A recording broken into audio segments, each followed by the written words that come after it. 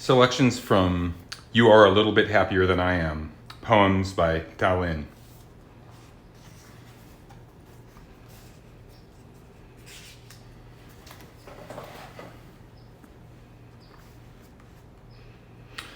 Some of my happiest moments in life occur on AOL Instant Messenger. If I get hit a little by a truck tonight, I'm okay with that. I want to pour orange juice on my face. That night with the green sky, poems that look weird, spring break, things I wanted to do today. I want to start a band. I am unemployed. October. January, February, March, April, May, June, July, August, September, October, November. My favorite book of poetry right now. I saw you on the street. Loneliness is just a word that means you are feeling alone and depressed and starting to think about how difficult and strangely impossible it is for you to be interested in the same people who are interested in you, and how if you don't change your worldview and personality soon, then you will probably always feel alone and depressed because you can't remember a time when you haven't felt alone and depressed. But really, you can, and that is when you were a small child. But that small child seems like a different person, really, than who you are right now, and you can't become a different person anymore because you are over 20 years old, and people this age don't change unless they fall off a barn and get a long metal rod through their brain, and then they change drastically and get studied by scientists and never have to get a real job again, but always look very alone and far away and doomed on TV, even if they and all their friends and family and an international team of doctors, neurosurgeons, and psychologists, cognitive, behavioral, courtroom, and analytical, say that they aren't at all. Pessimism or robotics? It'll get different. Friday, I am about to kill my literary agent. 4:30 a.m. Thanksgiving. Appreciate me for everything good I have done in the past. I honestly do not know who this poem is directed at, but I still somehow wrote it with conviction. I don't know what I am, and you are afraid of me, and so am I. I hate the world, and I'm not immature. I am about to express myself. The poem I wrote in my room after we fought on the internet and you called me a dick and said you had to go to sleep and said you would email me over Thanksgiving from home, but then said, forget it. And after I said about you emailing me over Thanksgiving from home that I doubt it. My dreams are almost always nightmares in retrospect. You were a martial arts master and you worked at Circuit City. You published a one-page comic where someone freaks out while eating breakfast. An instant messenger conversation we had about how my dad was in jail. You are somewhere in Florida right now. Things you have emailed me. In Manhattan on 29th Street across the avenues, then over a railing, there is a little beach. Book reviewers always praise books as life-affirming because the more humans there are on Earth, the better. Promise I'll vote for you. Poem to end my head off. I see $1 Million Baby starring Clint Eastwood with my mom. You are my mom. When I think of grapefruits, my heart beats faster. I am you to you. Washington Mutual is a bank that is everywhere. I will like the things I dislike, hate, or am indifferent towards. April. Walking home in cold weather. My brother is vacationing on a mountain with his girlfriend, and I found out from my dad. February. At that leftover crack concert 2 years before I met you.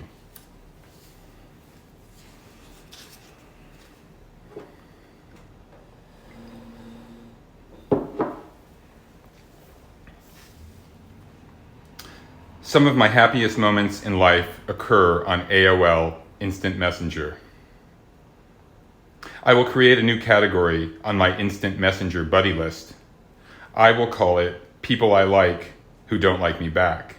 And I will move your screen name into that group, and I will invite you to my house and show you, and you will say, if I didn't like you, why did I come over? And you will look at my face, and I will have an honest answer for your question.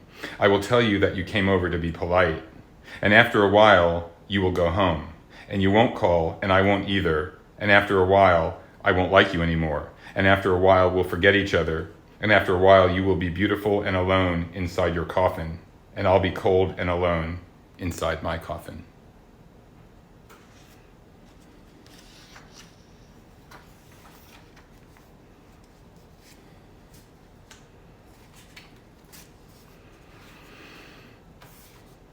If I get hit a little by a truck tonight, I'm okay with that. In a hospital, the painkillers help your mood. At night, you feel like a 5-year-old. I don't want to be in love or win the National Book Award. I say, just let me leave in the hospital for free with a lung problem. And you say, be careful what you wish for. I say, why should I be careful what I wish for if I'll be happy if I get what I want? You say, it's hard to tell if you're being sarcastic. I say, a conversation like this would never happen in a hospital. I want to pour orange juice on my face. I want to pour a carton of orange juice onto my face and body when I am lying on my bed in the morning. And I want it to be Sunday, and I want to go back to sleep. And when I fall back asleep, I want the orange juice to quickly evaporate and take me with it.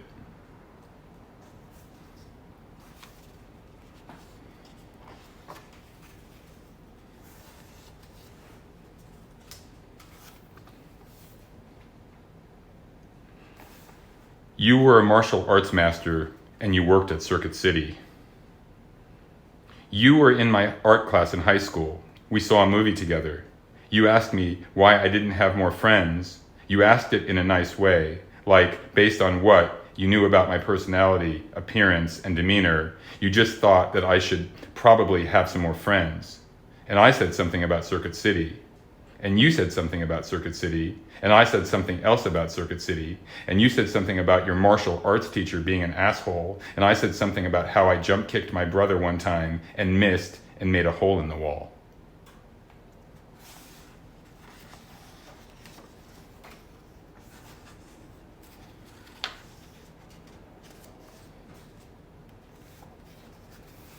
You are somewhere in Florida right now.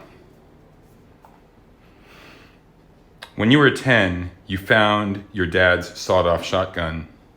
We ran into the street and waved it around to scare people. When your other friends came over, we hid and didn't answer the door. You were nice to me and made me food.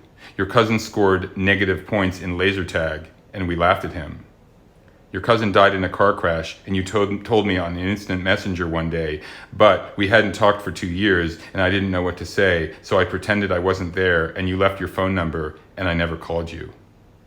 But this poem isn't about how we shouldn't have laughed at your cousin for scoring negative points, and it isn't about how I shouldn't have ignored you on instant messenger. It isn't about me, or you, or your dad, or your cousin. It isn't about anything.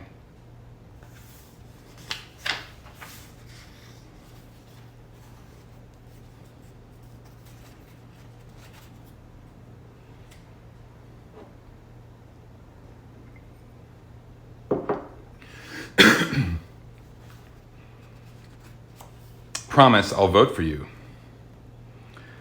I want my TV to be two-way, and I want to throw a CD case at my TV and have the CD case hit the president's face, and I want the president to bleed but then smile and wear a pink Band-Aid and say that it's payback time, but say it ironically with compassion and forgiveness, and then throw a new law at his TV and hit me in my face and save me and make me unlonely and make me change in good and irreversible ways, because that's what presidents are for. I mean, that's what presidents should be for.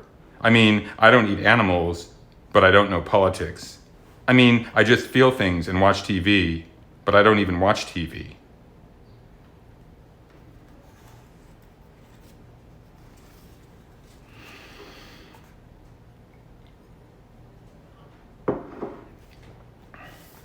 Poem to end my head off. I haven't told you yet what I found out. That in life, when Tabby dies, she dies by the laundry machine. The other dog doesn't care, I say repeatedly. To the side of your face, on a spaceship. The day we exclude the world, Laundry machines need to stop screwing around and get real jobs. Hamsters need larger email accounts, and I need everyone to go home. And Google under Germany and outside Tokyo.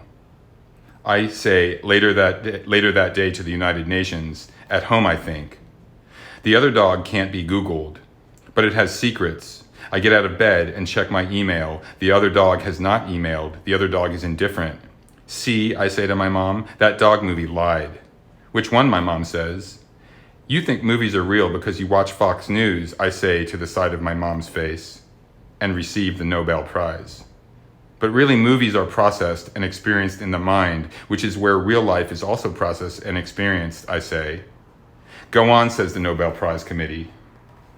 The first event, then every event, immediately necessitates an event before it, an event after it. So if anything ever had a choice, then that choice is spread out infinitely, or else unknowably lost among the infinite events, which means there's no choice, or there's only choice, which means that choice is a preconception, though really any word is a preconception, and so preconception is just another word for consciousness, which, because everything including a planet is preconception, because only the nothingness which eludes consciousness and sits outside everything, including itself, is not a preconception, is the same thing as everything and cannot be escaped from, which means whatever happens, happens only because being the cause of something else, which means you didn't have a choice in doing, feeling, or thinking whatever you just did, felt, or thought, and neither do I right now. But now, why does it feel like I don't know and cannot ever know again the meanings of all these words? Meaning, know,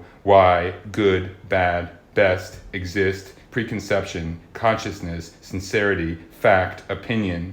This feels serious and frustrating because it feels beautiful, but beautiful in a way that excludes human beings and intimidates consciousness from outside of consciousness by sitting there in the distance on a folding chair, thinking vague thoughts about consciousness, and sometimes thinking that consciousness is just a very soft kind of pretending, but mostly just thinking other things that are very vague and intimidating. I say indifferently. Give back the Nobel Prize, says the largest Nobel Prize committee in the history of the world, and I pretend to run away, but then give it back because the other dog doesn't care, and neither do I. And coffee has finally changed. It now has a Tylenol cold effect, makes me blanched and lightweight like a seashell. Coffee has become Tylenol cold, but Tylenol cold has remained Tylenol cold. And this morning I looked in the mirror and my face looked like Tylenol cold. And no one knows why Tylenol cold is 2 words, or if the laundry machine felt excluded when Tabby died. But I don't think laundry machines even read their email, or else only read them and never respond, because I don't think laundry machines understand the concept of communication. I think looking at the side of your face turns life into a sad computer's dream. I think about that for a really long time. By accident. Then sprint to the other dog's room, and the other dog's face is concentrating. He is writing the world's saddest email about indifference. And I am thinking that maybe tomorrow I will finally decide to take caffeine pills and snort them up my nose, 1 pill for each day that is not glorious. Many, many, many, many, many, many.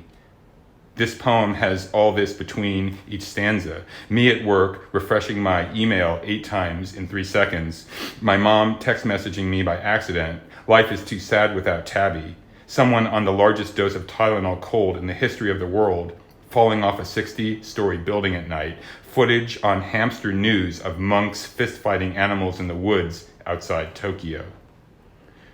Remember that part in life when I tell you I want World War III to happen so I can fly to Germany and save all the hamsters? I want the world's saddest computer to text message me, do you like hamsters because they are soft? I want laundry machines to drink coffee at night and secretly collect things that no one else will.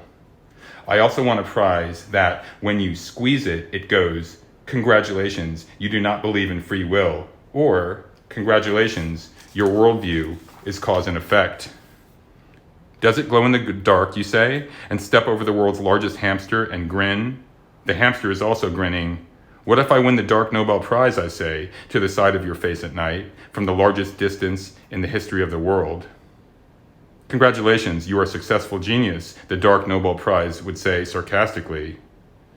Many, many, many, many, many, many, it would say mockingly, and then read the end of The Stranger in a high-pitched voice that would make me laugh and want to rob Camus with a meat cleaver that chooses to glow in the dark. Albert Camus. Fucking give me all your cash, I'd say indifferently. Tonight I want to get an email from myself from the future that says, Tao, there are many hamsters. Tao, Hamster News just said that death is really a form of email. And Tao, the world's saddest email about indifference is finally on the Nobel Prize Committee, and I want to meet you when we were in middle school, but not at school. But in the future, in a corridor on a spaceship going away from Earth, the day we team up to win World War III, independent of the nation states involved, and give the world to a hamster, a soft hamster, the hamster is embarrassed. Fucking give me all your cash, I'd say to the hamster's mom, by accident, and win the second Dark Nobel Prize, this time for audacity. Camus is immature, it would say repeatedly to the side of my face. Camus is just a large hamster, I would think in bed, then at work, then staring at my computer, finally to the largest gathering of hamsters in the history of the world, I would say repeatedly and in a high-pitched voice, Albert, the sad hamster, Camus. At home, I pretend to concentrate on finally having the world's realest job. I have the world's fakest job. I pretend to think by accident. I am always at home, I think, and go to the store and buy the largest laundry machine in the history of the world, only because it's on sale. I think the largest laundry machine in the world is embarrassed at how often it checks its email. I say to the side of your face, and the side of your face is beautiful. I think World War III might be a lot of fun. Someone somewhere there thinks and falls off a 60-story building, but maybe that person was right. Maybe when you lose a limb, an elf heals you. And maybe when you die, you start over outside Tokyo with an elf who has read the world's saddest email about indifference and is now the most immature elf in the world. But I don't know anymore what to Google to find out what movies to see. I don't know the meaning of the word meaning, I say on Hamster News. I also don't know the Nobel Prize from Tylenol Cold, I say while someone else is talking. I don't know, I say to my mom. Coffee has chosen not to help me. Life is too sad without Tabby. Elves are processed and experienced by sad computers going away from Earth. And when I was driving tonight, I felt so sad that it was frustrating to usually indifferent monks collecting hamsters outside Tokyo. And I haven't told you yet a lot of things. And the best ideas are somewhere else. They took the thing that allows Tylenol Cold to be one word, Camus to be a hamster, and themselves to leave, and in the world's softest looking spaceship, they left. And they don't need us. Or we would be there now, grinning and making choices about what to Google, what information to exclude, and who to blame. But maybe laundry machines would finally stop screwing around and write the most exciting and funniest Civil War poems ever, I say a few pages later in the poem To End My Own Head Off. I am the poem to end some guy's head off. Say the poem to end my head off when I am least expecting it about 15 pages later and sits on a folding chair in the distance and doesn't do anything. So I take off my shoes and go there near it and pretend to collect seashells and step on a jellyfish and go home and stare at the computer screen. The other dog is building a spaceship, I think, and check Tabby's email. The world's largest laundry machine has emailed the world's saddest email about not being able to move. It is also the world's saddest email about being put on sale. Finally, it is also the world's longest email, and I print it out. And while it's printing out, I Google jellyfish poison without pretending that I am not thinking about the side of your face.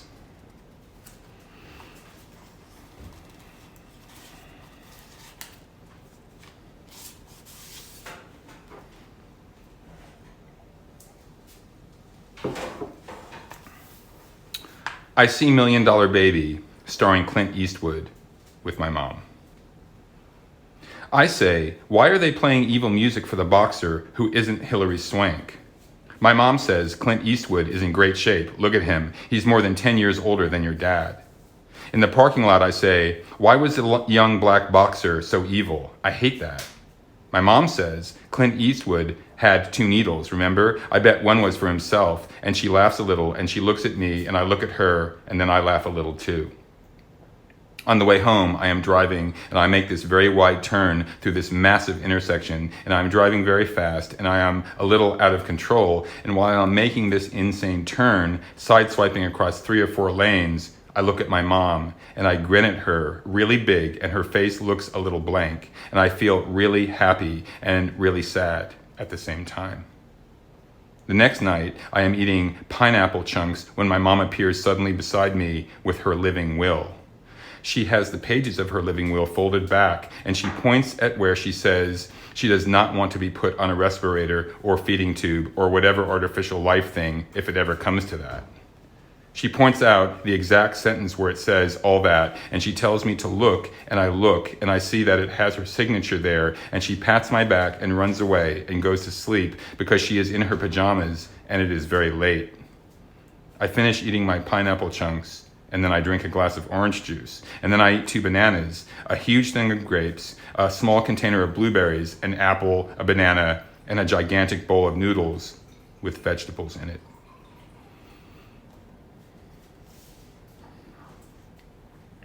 You are my mom.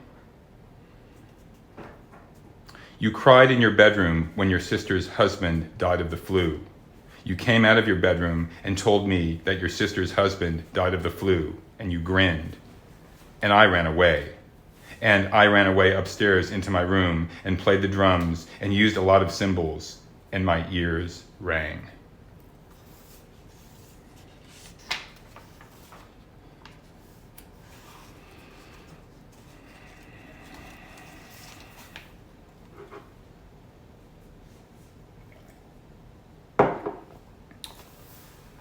When I think of grapefruits, my heart beats faster. When I can't sleep, I see fruit at night, and I know I must eat it so fast that it's like a cobra striking a teenager's face. But the fruit is big, and I know I have to chew it first, but I also know I must consume it immediately, so fast that only a stop-motion camera can capture my movements on film when I devour a watermelon. My heart beats faster because it's impossible to feed myself fruit that quickly, and this gives me anxiety and fear. But maybe it's not impossible, because one night I ate 12 tangerines, and then I looked at my bowl of tangerine peels. It was obvious I had just inhaled a dozen tangerines in less than a microsecond, and I carried the bowl to my brother and said, "Feel how heavy," and he did. And the next afternoon, my brother came in the apartment at 2 p.m., and I was asleep. And he said, "I haven't pooped in 4 days," and I thought I was dreaming, but it was in real life because after I told my mom, and my mom was not shocked. My mom said, "Your brother has always had a problem with pooping. How about you?" I said, "What do you mean, how about you?" She said, "Do you have a problem pooping?" And I wasn't shocked or afraid because it's normal for my mom to be concerned about my health, and for the rest of my life, I wasn't nervous, shocked, surprised, or afraid about anything except for this one day in December when I felt all those things at once, and I couldn't believe I was actually alive, and I cried myself to sleep.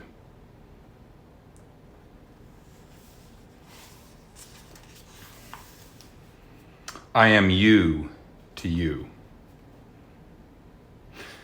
I believe that coffee can solve many of my problems.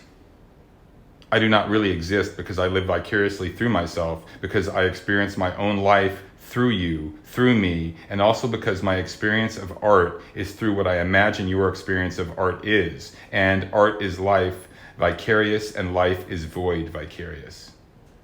I am lost from that last sentence. I got lost. The rest of this poem will not make sense. The rest of my life, yeah, wait. Buddhism says the identity is not even real. You say your spleen fell in your lung. I say you don't need a spleen. I drive 120 miles per hour and take a digital photograph of my speedometer.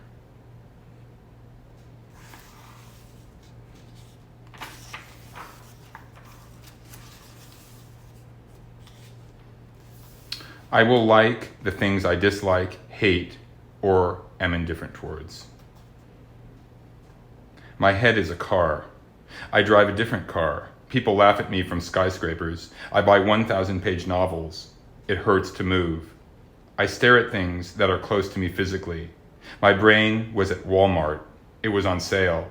It wasn't fair. The weekend is lonely. For lunch, I have dinner. Instead of feeling sad, I transform into a nerd. It is just a matter of semantics. Don't ever do what you are doing right now again, I tell myself, each moment thinking.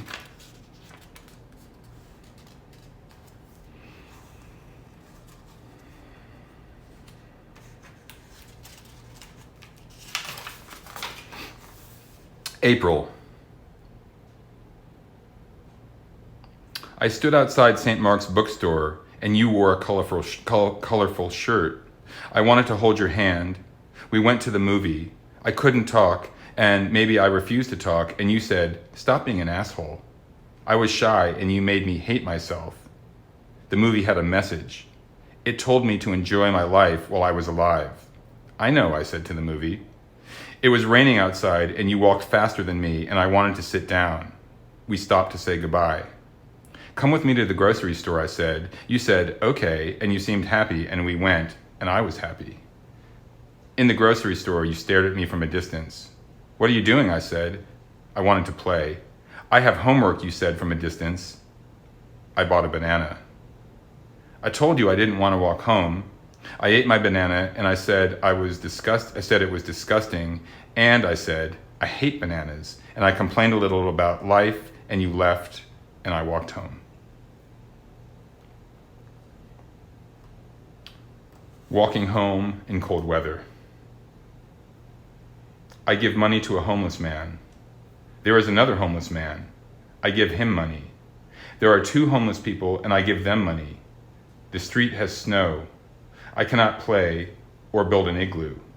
There are enough homeless men to have a snow fight. I am not charismatic enough to organize a snow fight. It is January. It is raining, not snowing. I am not a little boy afraid of sharks when gurgling salt water. I am detached from whatever I am about to think. Inside my room, I walk to my bed. I should have cartwheeled to it.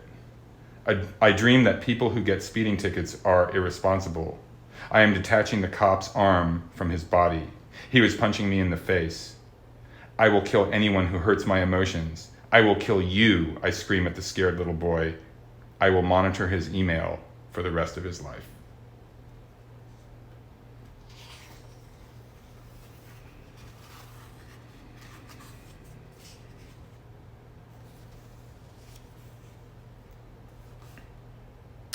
February. At the bank, I felt like I was in Super Mario World.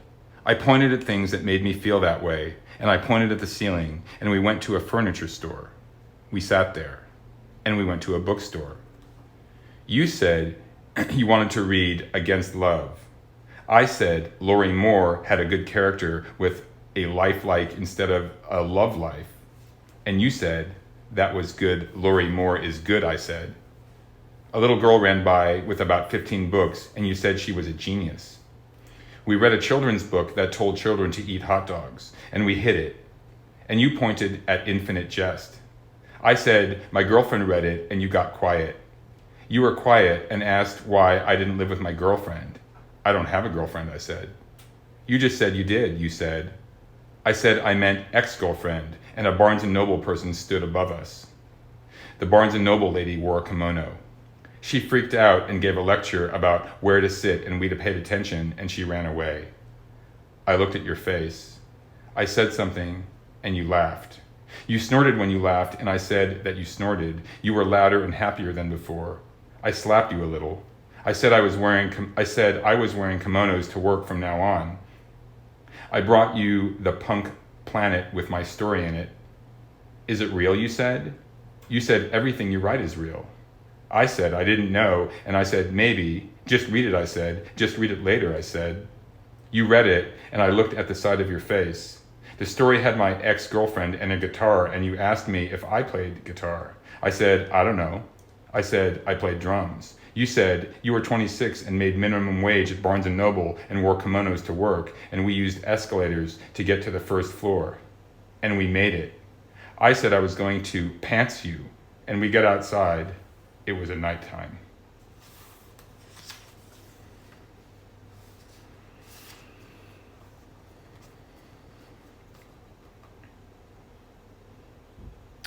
at that leftover crack concert 2 years before I met you. I think it would be fun if I were the saddest thing in the world. I think people would band together to make me an award. At the ceremony, it would be very touching. They would carry me and I would crowd surf them, even if I were something that doesn't move, like a shoe or an ant that died, because I think the saddest thing in the world might be a dead ant. They work so hard, and I think most of them die from exhaustion. They never sleep or eat or drink water. I told you one time that I wanted a tattoo on my arm of ants underwater and a squid. You said that ants underwater must be the saddest thing in the world. You ignored the squid, but I didn't disagree about that other thing you said. It was on the internet where this happened and not in real life, and I think I just stared at the screen and I felt a little sad, but mostly just excited and happy. I wonder, would I be happy in a fascist society? Because fascism doesn't let you complain about the government, then I guess it encourages you to complain about interpersonal issues, personal issues, and other non-governmental things like the weather and death. Like, why does there have to be death? I always complain about how bad I feel and lonely. I don't think a fascist would shoot me with a rifle for complaining in one-page poems about feeling depressed and unloved, because that just takes the blame away from the government and it gives it to me in the form of a Microsoft Word document. Fascist societies are strange, but I think they can be fun. I don't believe I would make a good dictator, because if I stood on a balcony, people would want me to give them an unambiguous, ruthless, and deadly speech. But I would probably just want them to jump off the balcony if it wasn't too high so that I could crowd surf my thousands or millions of people. I think I would panic and drive into a building if I were in Manhattan and a fire truck had its sirens on. In Florida, when I'm driving, I always use ambulances as an excuse to make illegal U-turns and drive over the medians and do other fun and provocative things with my car. One time an ambulance was coming and I made a U-turn and saw a tree and calmly drove there and knocked it down, and then saw a shrub and went to that and drove there and knocked it down and ran over it like a lawnmower.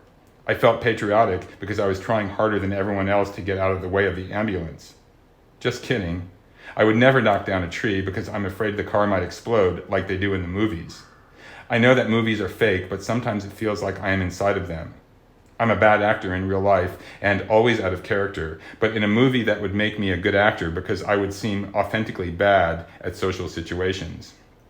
One time that I didn't think at all that I was inside a movie was when I was at a leftover crack concert in Brooklyn. The guitarist was pissed because there were 4 8-year-olds on stage and they kept running off and stage diving, and it was obvious they weren't listening to the music at all. The guitarist had songs about shooting heroin in alleyways and the joys of poverty. He grew up in India. I felt really bad for him because he couldn't enjoy himself because of 8-year-olds. I thought, if he can't enjoy himself because of 4 small children, then he must feel depressed and agitated all the time in his normal life, right? I asked myself because I wasn't sure, but really I was. I knew it was true. He would always be a sad and grumpy man.